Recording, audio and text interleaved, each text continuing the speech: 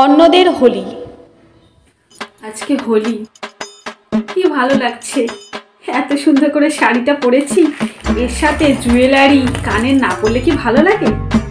বাও, এই মালাটা আমাকে খুব ভালো লাগবে।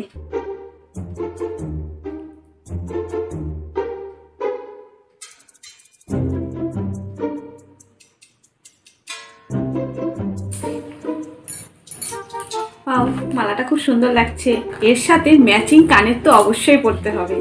দেখি তো, বাও, এই কানেরগুলো খুব ভালো লাগবে।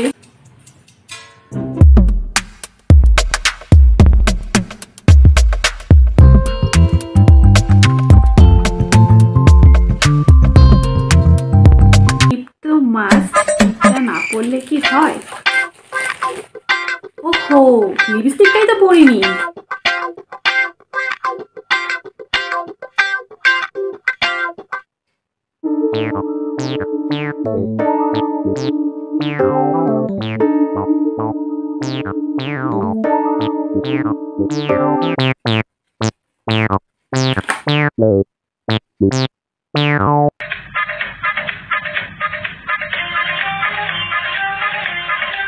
তো হোলি খেলার জন্য সম্পূর্ণ রেডি হয়ে গেছি। এখন তাড়াতাড়ি বসন্ত উৎসবে গিয়ে অনেক হোলি খেলবো, অনেক আনন্দ করবো, খুব মজা হবে বান্ধবীদের সাথে। ও, কত মজা হবে। কত সুন্দর লাগছে, ওয়াও, কত সুন্দর লাগছে আমাকে। কিন্তু একটু যদি গালে আবির না লাগাই তাহলে কি দোল দোল মনে হবে? বসন্ত উৎসবে যাব, একটু তো গালে আবির লাগিয়ে যেতে হবে। একটুই লাগাবো, বেশি লাগালে আবার মেকআপটা নষ্ট হয়ে যাবে। তাড়াতাড়ি একটু আবির লাগিয়ে নিই। আর একটু লাগিয়ে নিই। এখন আমি পুরোপুরি রেডি।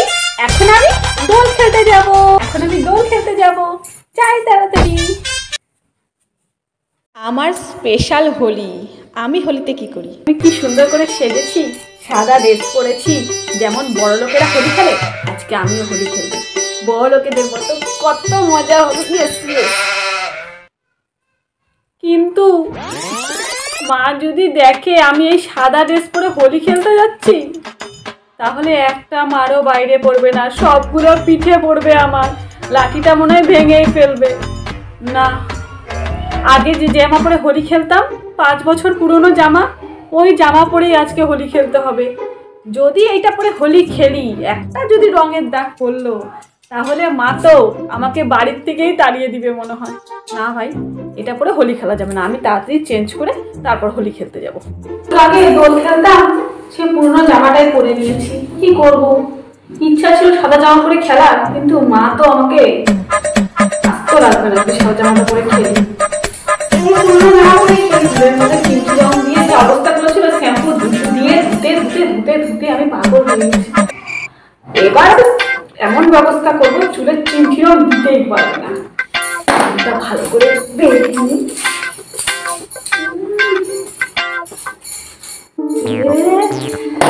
গামছাটা জড়িয়ে দিয়ে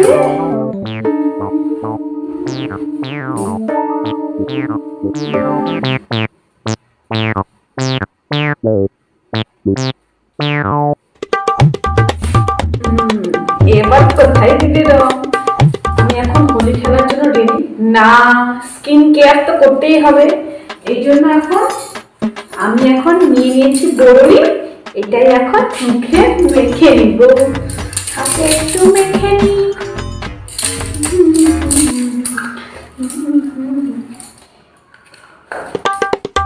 এবার আমি হোলি খেলার জন্য পুরোপুরি রেডি।